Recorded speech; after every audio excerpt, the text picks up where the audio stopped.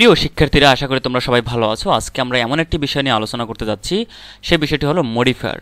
যারা এসএসসি পরীক্ষার্থী আছো বা যারা এসএসসি পরীক্ষা দেবা বা ফার্স্ট ইয়ার সেকেন্ড ইয়ার যেটাই বলি আমরা, তোমাদের জন্য খুবই গুরুত্বপূর্ণ একটি টপিক হলো ইংরেজি সেকেন্ড পেপারের মডিফায়ার।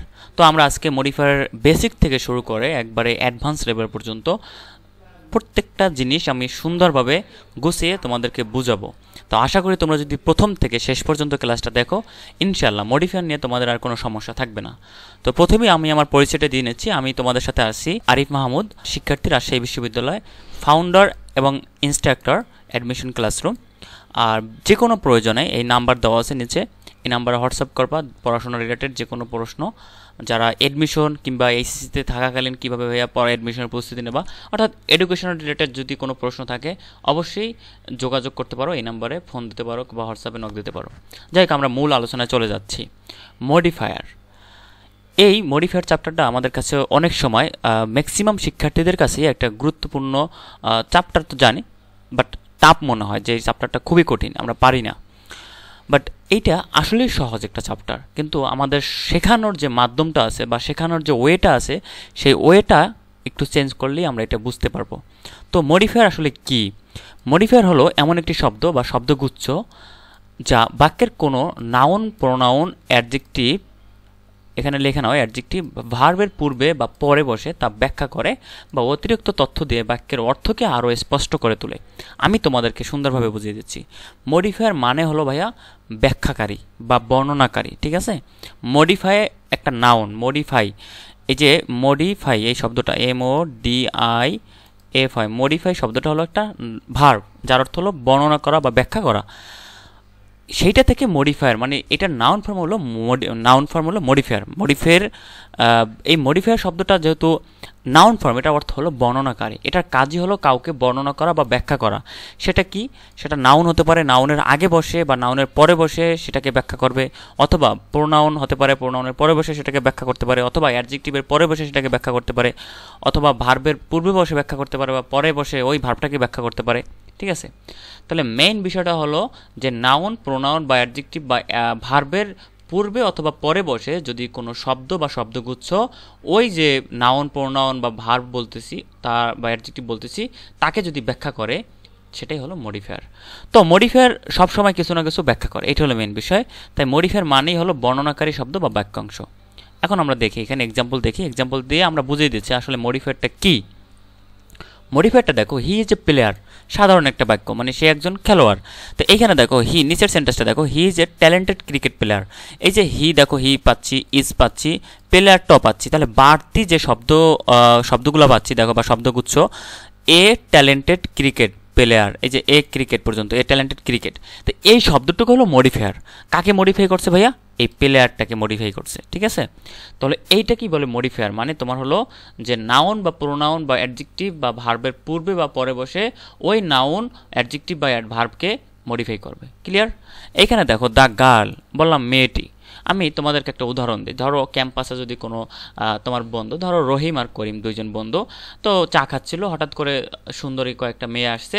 তো এখন সুন্দরী মেয়ে আসছে, এখন সুন্দর মেয়ে তো সবগুলোই, সব মেয়েরাই সুন্দর, সব পৃথিবীতে সবাই সুন্দর, কারো চোখে, যার চোখে যায় সুন্দর লাগে, ঠিক আছে? মেইন বিষয়টা হলো এটা।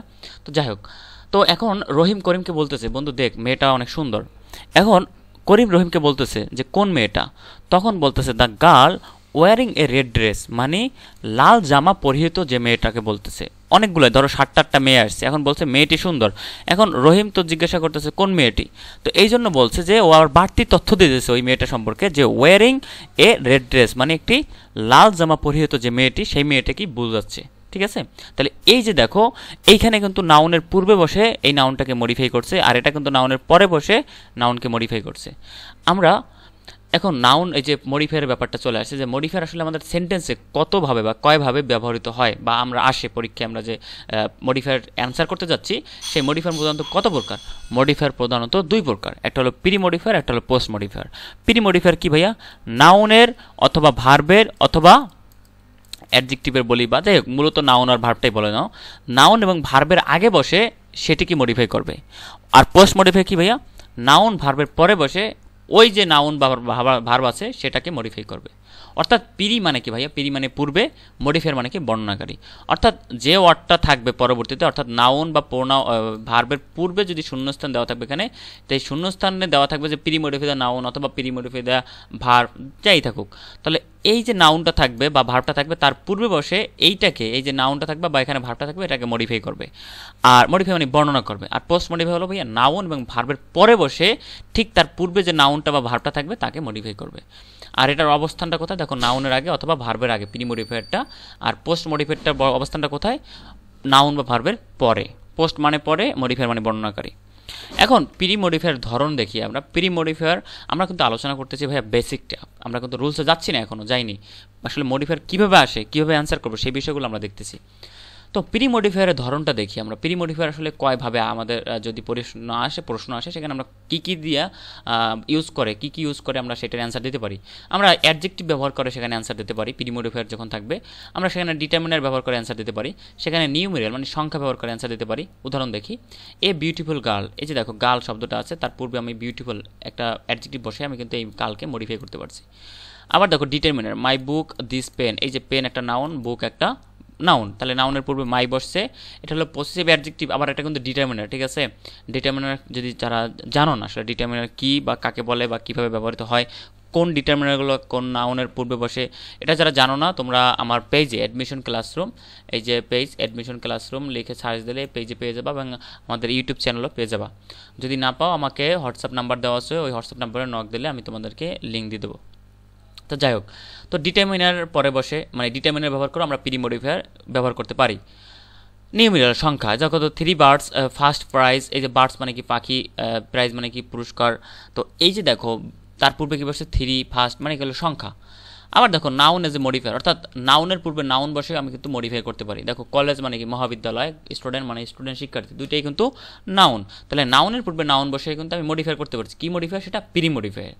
যখন কোনো নাউনের পূর্বে বসবে বা ভার্বের পূর্বে বসে যখন করতে বলবে প্রি মডিফায়ার, বুঝতে হবে যে প্রি মডিফায়ার শব্দটা উল্লেখ থাকলেই তোমাকে এখানে ওই শূন্যস্থানের পরে যে নাউনটা থাকবে বা ভার্বটা থাকবে ওইটাকে মডিফাই করতে বলতেছে, ঠিক আছে।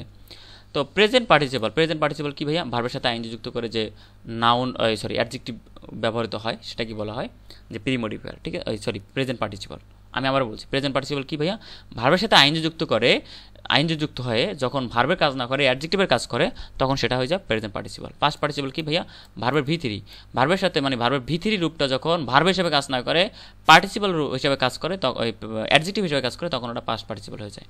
তো দেখো এখানে crying baby, a working man, এই যে দেখো নাউন, ম্যান নাউন, বেবি বাচ্চা, এই যে তা নাউন, গ্লাস, এই দেখো গ্লাস, টিম, দেখো টিম, তার পূর্বে দেখো ভিতরে আছে ডিফিটেড, এ ব্রোকেন গ্লাস একটা ভাঙা গ্লাস, এ ডিফিটেড টিম, এটি পরাজিত টিম।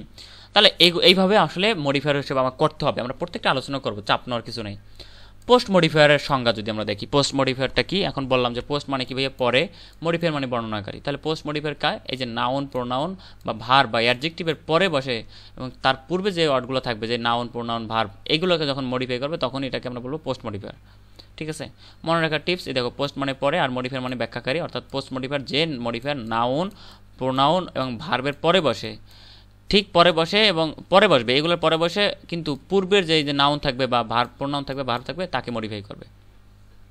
পোস্ট মডিফায়ার ধরনটা দেখি আমরা, প্রিপোজিশনাল ফ্রেজ, ইনফিনিটিভ ফ্রেজ, তারপর হলো কি রিলেটিভ ক্লোজ ব্যবহার করে, পার্টিসিপাল ফ্রেজ ব্যবহার করে, অ্যাপোজিটিভ ব্যবহার করে আমরা মূলত পোস্ট মডিফায়ার আমরা মানে রিপ্লাই কি বলে উত্তর দিচ্ছি। ঠিক হলো, আমরা পোস্ট মডিফায়ার যখন থাকবে পরীক্ষা কোশ্চেনে সেখানে আমরা এইগুলো ব্যবহার করে আমরা সেটার অ্যান্সার দিতে পারবো, ঠিক আছে।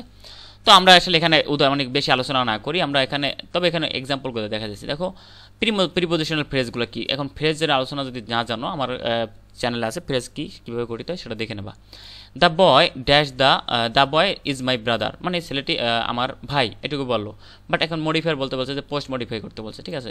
কী দিয়ে, প্রিপোজিশনাল ফ্রেজ ব্যবহার করে। দেখো ইন দ্য রেড শার্ট, মানে বলছে লাল শার্ট পরিহিত বা লাল শার্টের যে ছেলেটি আছে, লাল শার্ট পরিহিত ওই ছেলেটা আমার ভাই। এখানে এই দেখো তাহলে কাকে বর্ণনা করছে, এই ছেলেটা কি বর্ণনা করছে, ইন দ্য রেড শার্ট মানে লাল শার্ট পরিহিত যে ছেলেটি, সেই ছেলেটা কি বোঝাচ্ছে, ঠিক আছে।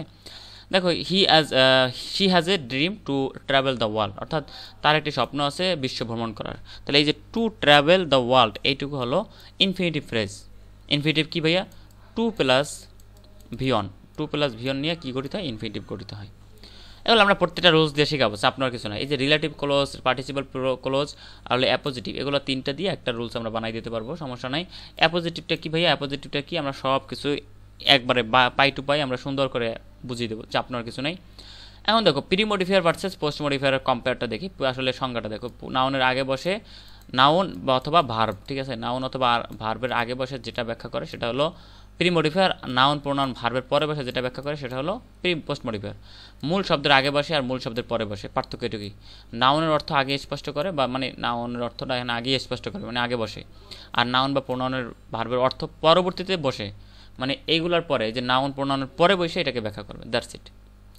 গঠনের ব্যবহার, তো গঠন যদি প্রি মডিফায়ার আসে তাহলে অ্যাডজেক্টিভ ব্যবহার করতে পারবো, আমরা ডিটারমিনার ব্যবহার করতে পারবো, নিউমেরিয়াল ব্যবহার করতে পারবো, নাউন ব্যবহার করতে পারবো, পার্টিসিপাল ব্যবহার করতে পারবো। বাট পোস্ট মডিফায়ারে আমরা কি ব্যবহার করতে পারবো ভাইয়া, prepositional phrase, infinitive phrase, relative close অথবা পার্টিসিপাল ফ্রেজ, অ্যাপোজিটিভ, এই কটা। উদাহরণ দেওয়ার দরকার নাই। Pre modifier versus post modifier compare chart এইখানে আমরা দেখি, বোর্ডে যেভাবে আসে, নাউনের আগে ফাঁকা জায়গা থেকে দেয়। এই যে প্রি মডিফায়ারটা কীভাবে আসবে, নাউন বা ভার্বের আগে, খেয়াল করুন, নাউন বা ভার্বের আগে ফাঁকা জায়গা দেওয়া মডিফায়ার বসাতে হবে, ঠিক আছে। এখানে লেখা থাকবে যে প্রি মডিফায়ার দা নাউন অথবা প্রি মডিফায়ার ভার্ব, ঠিক আছে, এরকম দেওয়া থাকবে প্রশ্নের আগে। পোস্ট মডিফায়ার থাকবে নাউন প্রোনাউন ভার্ব বা অ্যাডজেক্টিভের পরে ফাঁকা জায়গা দিয়ে সেখানে প্রশ্ন দেওয়া থাকবে, দ্যাটস ইট। তো আমরা রুলস নিয়ে পরবর্তী ক্লাসে আলোচনা করব, এইবার একটু শুধু বেসিকটা আলোচনা করা হয়েছে তোমাদের জন্য। তবে একটা বিষয় বলি, আমাদের যে এই যে আলোচনাগুলো, এই আলোচনাগুলো সুন্দরভাবে দেখার চেষ্টা করবো, বোঝার চেষ্টা করবো। বেসিকটা না জানলে আমরা রুলসে যাওয়ার দরকার নেই, তোমরা আগে বেসিকটা দেখো, তারপর আমরা পরবর্তীতে আবার রুলসগুলো নিয়ে আলোচনা করবো। রুলস আমরা দিয়ে দেবো, দেখো খুব সুন্দর করে দিয়ে দিচ্ছি এখানে রুলসগুলো, কীভাবে পরীক্ষা আসে, কীভাবে অ্যান্সার দেবো। দেখো use a noun adjective two pre modify the noun, এগুলো কীভাবে, এইভাবে প্রশ্নটা আসলে আমরা কী অ্যান্সার দেবো, দ্যাটস ইট। সব কিছু আমরা ইচ অ্যান্ড এভরিথিং বলে দিচ্ছি। আর যারা পরীক্ষার্থী আসো, তোমরা যারা এইচএসসি 2025 পরীক্ষার্থী আসো বা 26 যারা পরীক্ষা দেবা, তোমাদের জন্য আমাদের একটা কোর্স লঞ্চ হয়েছে। সেই কোর্সে তোমরা যদি ভর্তি হতে চাও, কোর্স প্ল্যান 2025, সেখানে Bangla first paper, second paper full A+ পাওয়ার নিশ্চয়তা দিচ্ছি আমরা, ইংরেজি ফার্স্ট পেপার, সেকেন্ড পেপার এবং আইসিটি, এই তিনটা সাবজেক্ট মোট 500 মার্কের পরীক্ষা আমরা এখানে প্রস্তুতি নিয়ে দেবো তোমাদেরকে। আর সাথে গ্রুপ সাবজেক্ট মানবিক এবং বিজ্ঞান সাজেশন দিয়ে দেবো, যে সাজেশন অনুযায়ী পড়লে ইনশাআল্লাহ তোমাদেরকে বলি 85+ মার্ক পাবা। আসন সংখ্যা সর্বোচ্চ 100 জন আমরা নিব। সবথেকে বড় বিষয় হলো এখানে তোমাদের এইচএসসিতে কাঙ্ক্ষিত A+ এবং ইউনিভার্সিটি অ্যাডমিশন টেস্টের মাধ্যমে স্বপ্নের বিশ্ববিদ্যালয়ের চান্স পেতে কী কী দরকার, কী কী করতে হবে, সব কিছু আমরা প্রোভাইড করব। ক্লাস সংখ্যা 120টি, তারপর হলো মডেল টেস্ট 30টা নেব, সলভ ক্লাস থেকে 10টা, মোট ক্লাস 120টা। যে কোনো সমস্যা এদিকে থাকবে। ক্লাস নেওয়ার মাধ্যমে গুগল মিট, যেখানে তোমরা সরাসরি প্রশ্ন করতে পারবা। গুগল মিট অনেক সব ফোনে না থাকলে আমরা ডাউনলোড করে নেবো একটা, জাস্ট গুগল মিট ডাউনলোড করলে আমরা লিঙ্ক দেবো হোয়াটসঅ্যাপ গ্রুপে, তোমরা সেখানে ক্লিক করে ঢুকে যাবো, দ্যাটস ইট। সরাসরি প্রশ্ন করতে পারবা একবারে ডিরেক্ট, যে ভাই আমি বুঝতে পারিনি, কোনো কমেন্ট করার ঝামেলা নাই। তারপর হলো ক্লাস নেওয়ার মাধ্যমে বলে দিচ্ছি, কোর্স ফি যদি বলি, কোর্স ফি আমাদের 999 টাকা মাত্র। কোর্স ফি দিয়ে ভর্তি হওয়ার পর যদি মনে হয় যে ভাই আমরা যে আশা বা প্রত্যাশা নিয়ে ভর্তি হয়েছি সেই অনুযায়ী আপনি ক্লাস নিচ্ছেন না, জাস্ট বলবা, তোমাদের টাকা রিটার্ন দেওয়া হবে, ঠিক আছে। এটা হলো আমাদের চ্যালেঞ্জ। আর মোট ক্লাস নেওয়ার মাধ্যমে তো বলে দিচ্ছি। তারপর এই যে নাম্বারে যোগাযোগ করতে পারো, নিচের নাম্বারে বিকাশ, তারপর হলো এই নাম্বারে নগদ, হোয়াটসঅ্যাপ, যোগাযোগ করে আমাদের সাথে আরও বিস্তারিত জানতে চাইলে এই নাম্বারে যোগাযোগ করতে পারো। যাক, আজকে এই পর্যন্তই, তোমাদের সাথে পরবর্তী ক্লাসে দেখা হবে। সেই পর্যন্ত সুস্থ থাকো, ভালো থাকো, আল্লাহ হাফেজ।